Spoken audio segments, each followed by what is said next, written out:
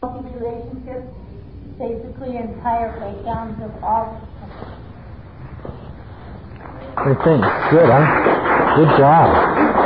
That's really good. Okay, could we have the men do the emotional nature? I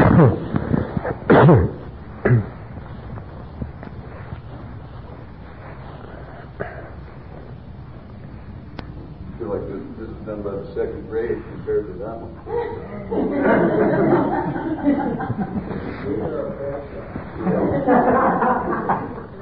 Best angle on this. I think what we did was we started this,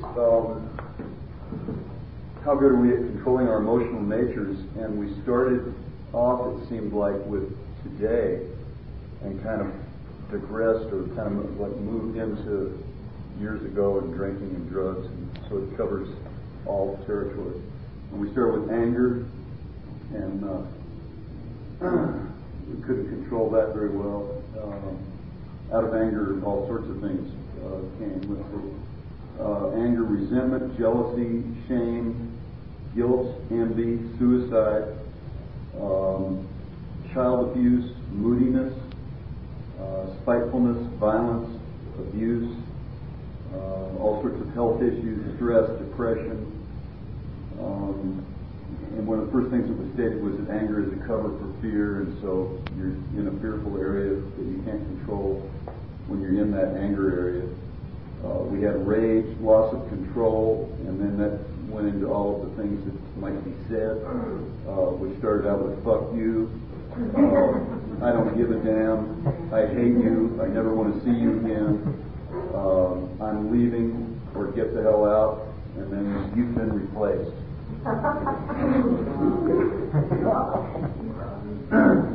Let's see, that was all in anger. We had greed, gambling, fraud, workaholism, dishonesty, stealing, conning, lying. We had love. We had sex, places. I'm not sure what that meant, but love of places, I think. The bars, etc. Life, addiction, abuse, insecurity, security, drinking, drugs and booze. Then we had excitement. These are all the ones that were listed. From excitement was danger, wild and crazy behavior, risk-taking, violence, theft, and adrenaline. And open-mindedness and closed-mindedness. Then jealousy, envy, insecurity, self-pity, violence, loss of conscience, and jail. And then fear and sadness were two. All right. So does that make sense when you take a look at unmanageability of those certain areas? You guys, this is really good. And I know accumulatively, it doesn't mean everyone has to have every one of these, but it's to give an idea of which one is mine that's causing issues. So any questions on that as a process of how to look at the first half of step one of the unmanageability? All right. Now I'd like you to go back in those same work groups, and what I'd like you to do this time is take that information. So remember the relationship between step one and step two. So in this area of person relationships is step one, so then to create that vision in relationships. So in other words, if I take that information from step one, now I'm going to take that unmanageability and build a vision. So the question is, came to believe that a power greater than ourselves could restore me to sanity. So the question is, how would I have me be in that same situation if they didn't change? Am I willing to believe that there's a power, he came to believe that a power greater could? So what would be the picture or the image or the mind map of how I would be in that relationship, whether they changed or not? And not asking the question, well, how would the Creator do that, or when is He going to do it, but does the power exist to make me that way? You take a look at these emotional natures, you do the same thing, where you have anger and all of those normal reactions. So then you take that emotion and you build that vision. How would you have you be? See, we're really looking at the development in step 2 of the being, not the doing. We are spiritual beings, right? We are human beings, not human doings. So we really set the vision in step 2 to put in the vision the being. Now, you know, it's like if I just take a look at myself, say I really have a temper and I'm really angry and I know that. So say that in my mind map, I write that out, anger, I'm jealous, I attack, whatever. So then I take that to step 2 and I start to create that vision. Well, what would it look like if you didn't have one? Well, I'd be very patient, I would be understanding, I'd be kind. Then there's little people. Like when you write steps, they call them the little people. They're about this tall. So you'll start to write. Say I've got a temper and I'm angry or whatever.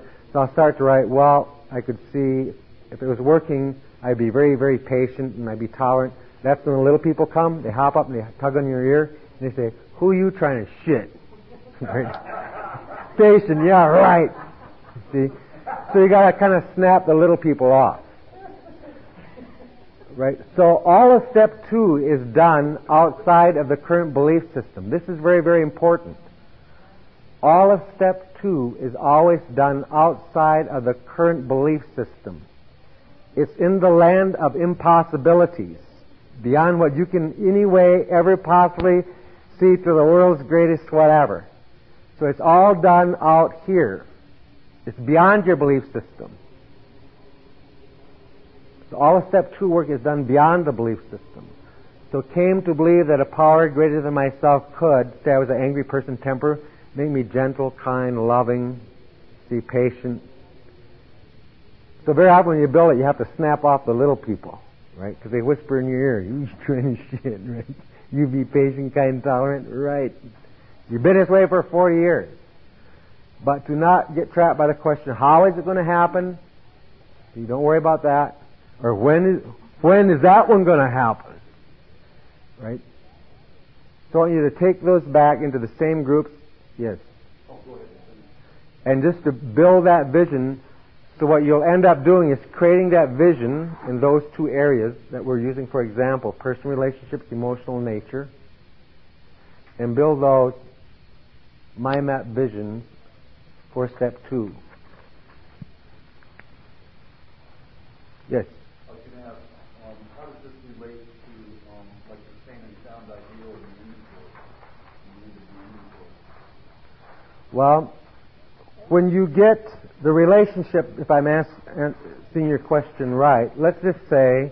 Well, the reason I ask is because to me, this is a lot like setting the same and sound ideal that I'm going to ask God help me do that. That I'm going to do later on after the inventory. That's the instruction in sex inventory. Yeah. But what I do is I take that and I try to use it for all areas. So it's probably we're talking about the same thing. Well, the way that I look at, if you take a look at the steps, it's very precise on what to do. Every instruction is there. Is how I look at that. Because if you take a look at the current reality, what's going on now, and you create that vision, what the steps do, it's why the vision you set in step 2 becomes your spiritual awakening in step 12, because the rest of the steps sort out the blockages, all the character defects that's standing between you and that ideal that you set. And it's a spiritual process that starts to reveal that. So supposing I don't own something up there, suppose I leave it out. Right? It doesn't show up. It's whatever I own, set the vision for, then that is where the conflict occurs to reveal where the blockages are so I don't see it. It's very, very powerful. You grow very powerfully, very quickly, and very sound.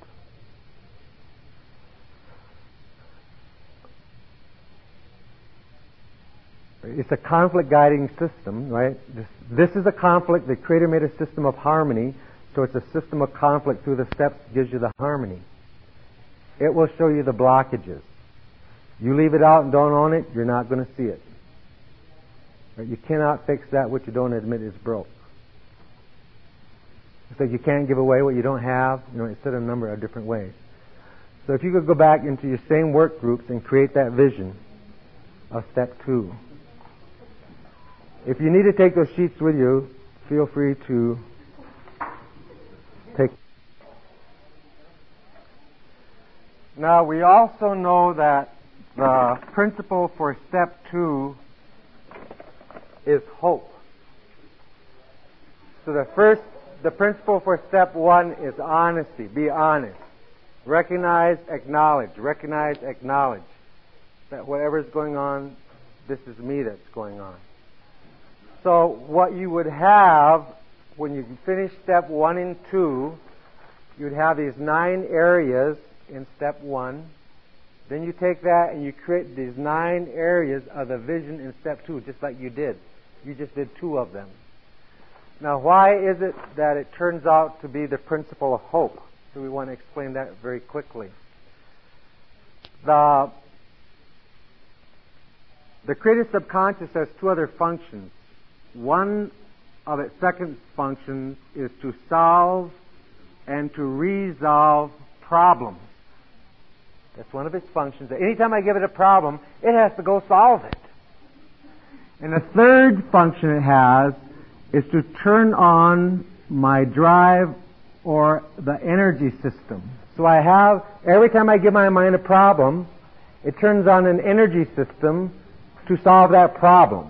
So I have a creativity system inside of my mind and an energy system. So the human being is always designed to have order in its life.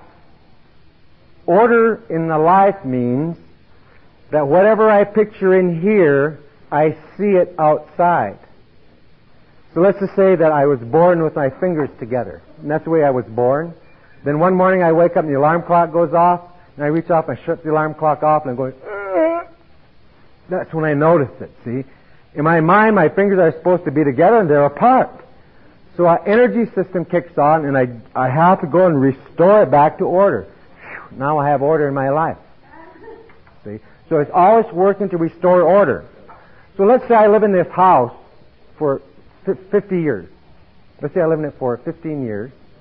And then all of a sudden, somebody gives me an idea I ought to paint the house. Now, all this time, nothing's bothered me.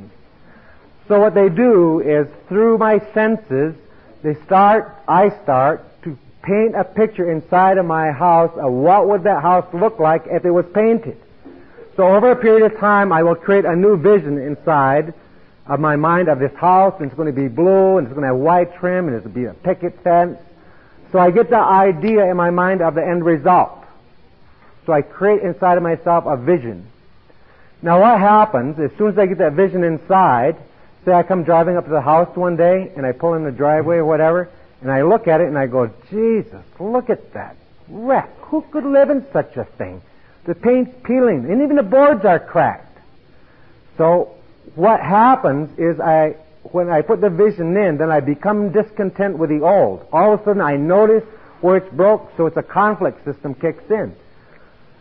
When this creative subconscious, what it does is anytime it sees a difference. So when I have the picture of the house that is blue, and it's got white trim and it's painted, and I look at it, I have just given myself a problem. A problem is any time what I see out here is different from here. So it turns on an energy system, a creativity system. So I take vacation, I go to a hardware store, I get the paint, I get the brushes, I come home, see, I set everything up, and I start painting Monday night, Tuesday, Wednesday night. Anybody comes along, I give them a brush, come on, help paint, get here, scrape here, do this. Paint Thursday, Friday, Saturday, Sunday. Then Sunday afternoon, I'll take the last stroke of the brush, I step back and I look at the house. Pictures match. That house out there looks like how the picture is, and you just go, it claps right on the lawn. I couldn't have went another day. Am I glad I finished it now? No. If it was another day of painting, your energy system would have stayed intact. Do you get the idea? Now, what happens in step 2? First, you look at the unmanageability. You look at the old house. Then you go to step 2, and you start looking at this vision of myself. I see myself to be spiritual, patient, tolerant, kind, having courage. See? So I start to put that idea inside of my house. Now, what happens? I put that possibility of that vision in step 2. It turns on a problem-solving system, and it gives me the drive and the energy to go to step 3. I can't wait to do 4. I got to do 5. I want to do 6. I want to do the amends. Because you're working off an energy system, and that's why step 2 is a principle of hope. Hope means I create. You really think I could be that way? See? But you look at yourself and you're not, and that's what you want. Is you want to create the discontent. Get the idea of that? That's why you do step 2 with that vision. And then once you get that vision, you see, when you remember in step 11 where it says, be careful of resting on your laurels? What that means is the pictures match. When the pictures match, your energy system shuts down and you're resting on laurels. You might be setting yourself up for a drunk. See? It's when the pictures match. So what we're doing in this process is to put this vision inside to turn on an energy system to look forward to doing the next step. I can't wait, see? So instead of trying to avoid meetings and doing that, you just start gathering information. I want to grow. I want to do this. But as an energy system inside also is turned on. Does that make sense? All right, let's see what some of these visions are. Let's take this one here first. This one is on what? Is this personal relationships? Yeah, could we do this one? See, it's really nice, too, about this one. It even has a vision, a picture, and branches. And so when the mind sees that, the mind gets all excited about that. Lana.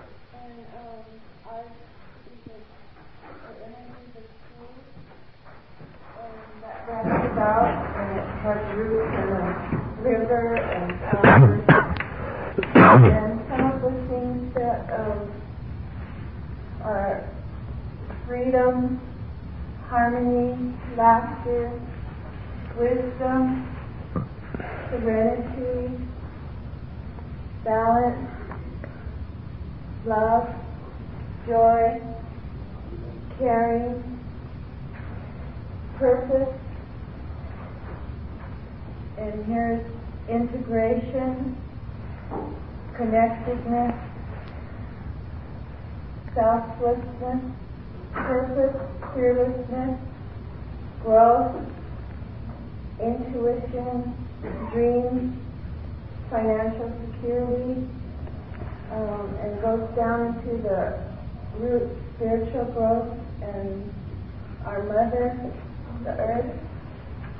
Unconditional love, creativity, peace, song, sincerity, opportunity, patience, kindness, respect, humility, consciousness, reality, celebration, spontaneity, courage, hope, sharing, and play.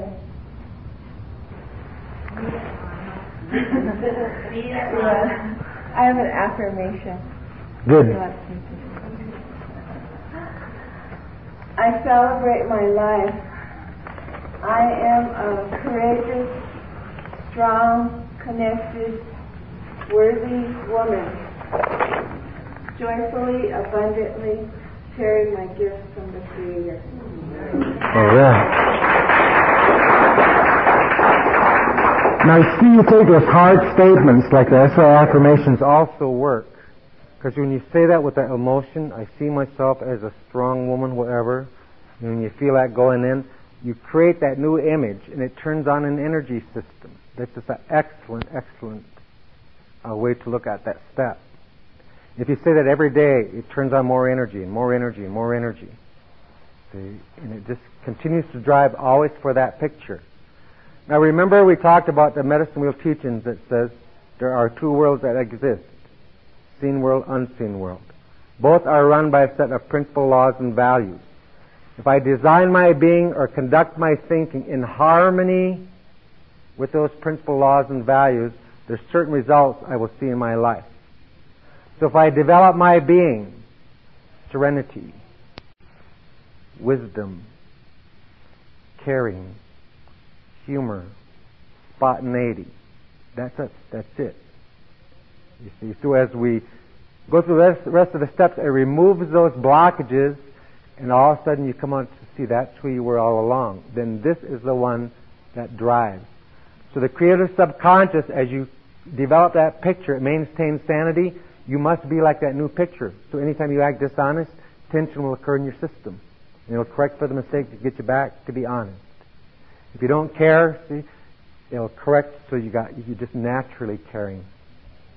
So it's a way, step 2 always comes out that way, to align with those principles that the Great Spirit gave to us. As you live like this, you're going to have good results. Okay, so we have this group here.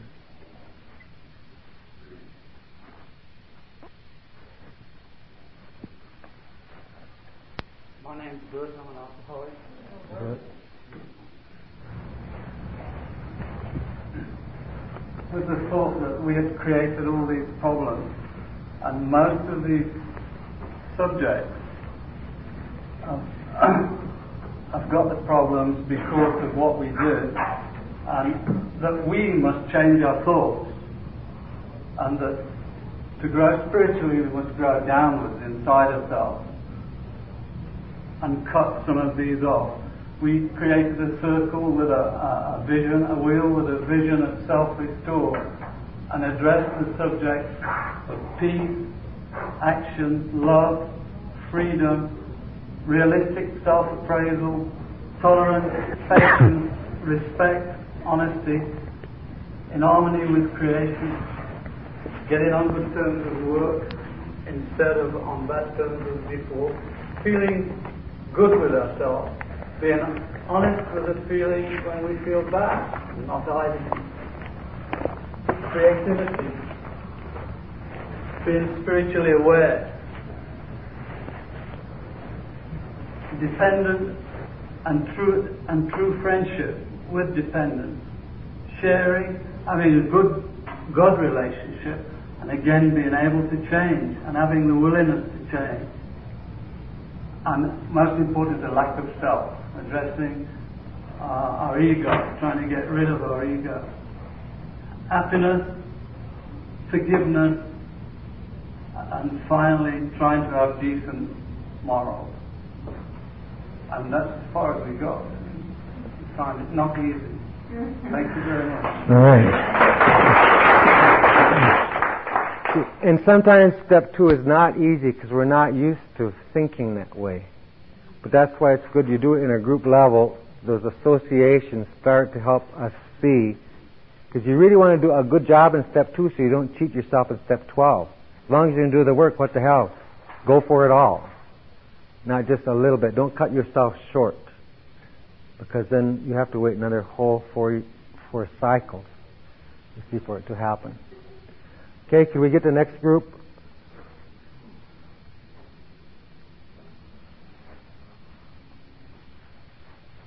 Okay, hi, I'm John. I'm an alcoholic and addict. John.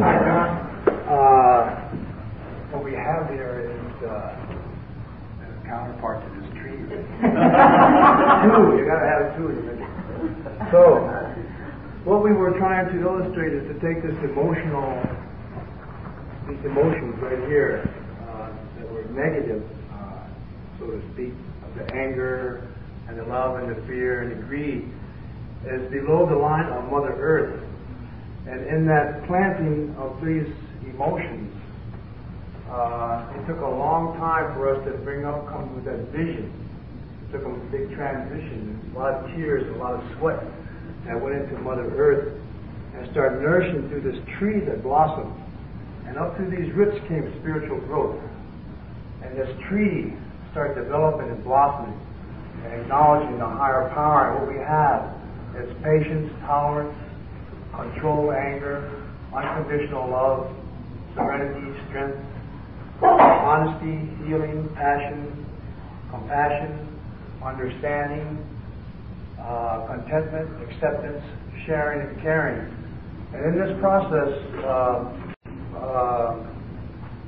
of this tree being nurtured as a tree of life, that we are growing strong, and the roots are strong now, and coming up in this good, positive way. The eagle, in acknowledging the spiritual growth, the eagle's going to come to this tree and be the protector and the life of this tree, because it's the tree of life, and it's the interceptor between, in our ways, as the eagle, with the eagle feathers between this tree of life and this roots and the Creator. So we seen that a little bit that way, and I'm glad that we're the counterpart to that one over there. All right. Is there one more group yet?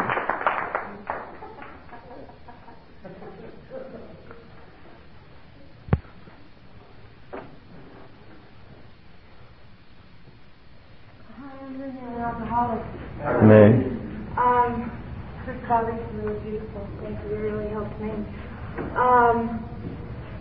We did personal relationships, and in our first drawing before, we started with the self, and we were painfully honest in our relationships with the Creator, and the relationship with children and men and employers.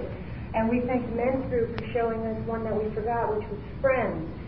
And as we were coming up with our different concepts for the dream, the spiritual awakening, what we're going to need in step 2 or require in step 2 to get to the spiritual awakening, we did a wish list of what would really be perfect and wholesome, not just a dream, but really wholesome and fair for everyone and best for everyone.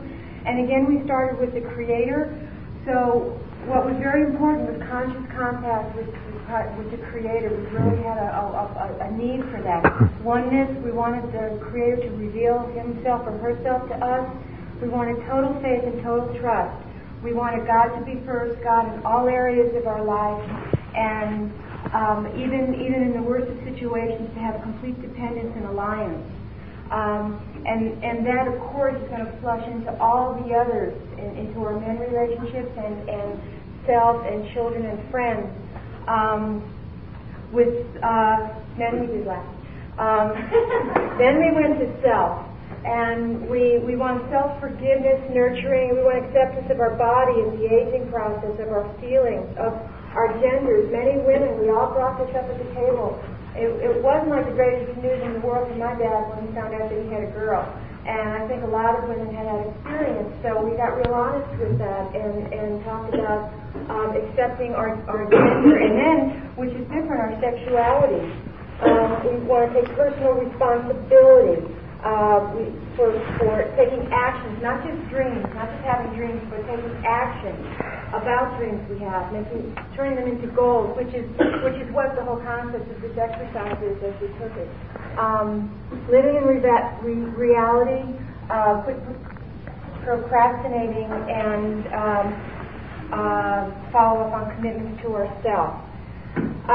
Then we did children, and the children was to help them find their own spirituality, accept their individuality, and all these are pretty much diametrically opposed to where we came from, and what we had done with our children. Teach through example, mind our own business, be loving and supportive, have unconditional love, have open communication, act without fear of their anger. That was a very important step for us. That was something that really important step for us. That was something that really, everyone struggled with that one. And earn your children's trust and respect. At first we said have it, and then Juanita said, no, I want to earn it.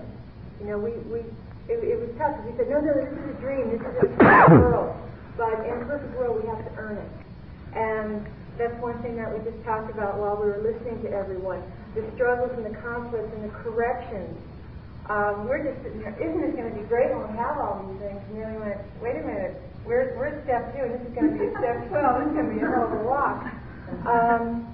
And then we did men. We want to have fearless relationships. We want to be our own selves, interdependent, unconditional love, trust, loving, caring, spiritual relationships, honesty, very important, compatibility, openness, communication, and security. And then friends, loving, understanding, consistent, allowed to be ourselves and vice versa, and honesty, trust, giving, and accepting. So all of those are completely interconnected, and it all starts with spirit.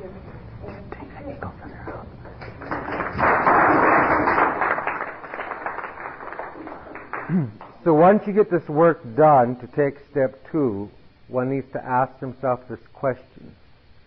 Do you believe that there is a power could make you this way? If not, are you willing to believe that there's a power that could make you this way? Both of those is enough power to do the step. If not, am I remotely kind of willing to once in a while possibly think that maybe there is a power questionably that could make me that way? That's more than enough. To answer that question, not worrying about how or when, but in the existence of the possibility of that power, that step is done.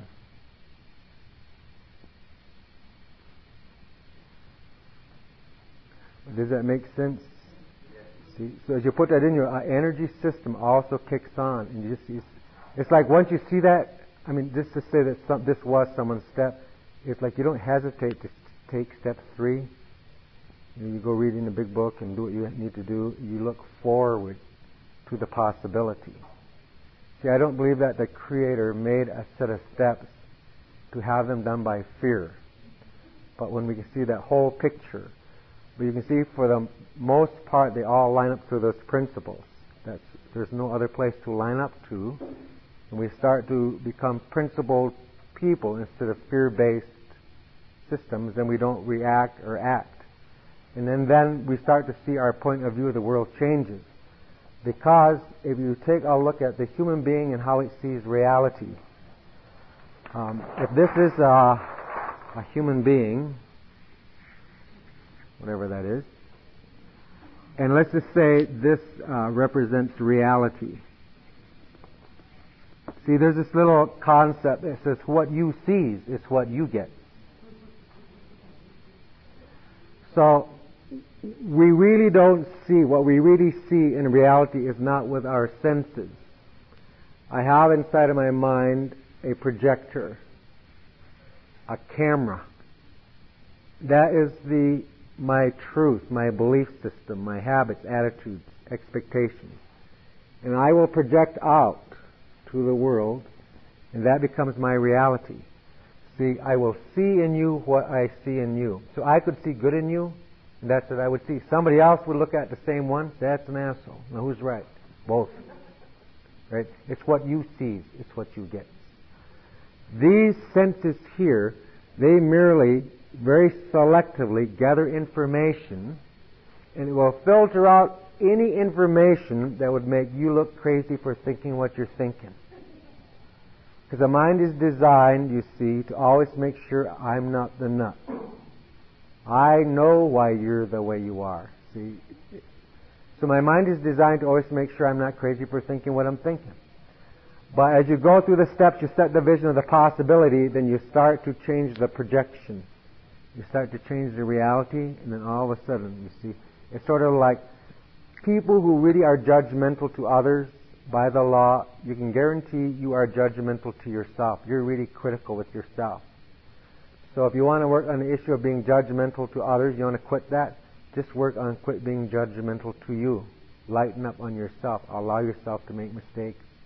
And as you do that, then all of a sudden you quit judging other people. It's always working inside. I think in the big book, there is a line there, I believe it's one of the greatest lines in the big book, and it says, so basically, we think our problems are of our own making. That is the greatest blessing there is. Because what if they were of your making, and you decided to not change it? I'd really be in trouble. Especially if 8 of you decided to not change it. So it really gets us into that position of choice. I don't even need to change you because I can change me. It's not what's going on, it's how I'm looking at what's going on. And I start to line those up to the principles that the Creator, the Great Spirit, gave us. And all of a sudden, the results will change in my life, or in that. So that's kind of what these steps, are about. I believe that they are the most powerful thing I've ever seen on the earth in terms of the change of the human being. We won't get into it, but they are in a very specific order that allows the mind to change. You almost couldn't do it any other way. So, is there any comments on today? Just go all right, even though we got just 2 steps. It's very, very powerful stuff. Mm-hmm. So the books, enjoy them. There's instructions that says we're in a big book, to look at it. So let's see. You have it. You're taping some of this. If anybody wants to get it from you, right? And so feel free to have that. Deborah, you want to say anything? I just want to say real briefly, all I was thinking, it amazes me how much I still learn from all of you, how much wisdom that you guys have. Sometimes I think you're unaware of it and how you see it up there. And in a lot of Indian communities that we're in, a lot of the people really don't have that belief system that's inside of them. And I guess what was just proved today is it is inside of you, because you guys for me. I've learned a lot of things here today that I haven't learned anyplace else, and that wisdom came from inside of you. So I just want you guys to remember that you do have that inside of yourself. It's not out there in another human being. It's inside of you, and to kind of just keep believing in yourself. And thanks for allowing me to participate in all this. All right.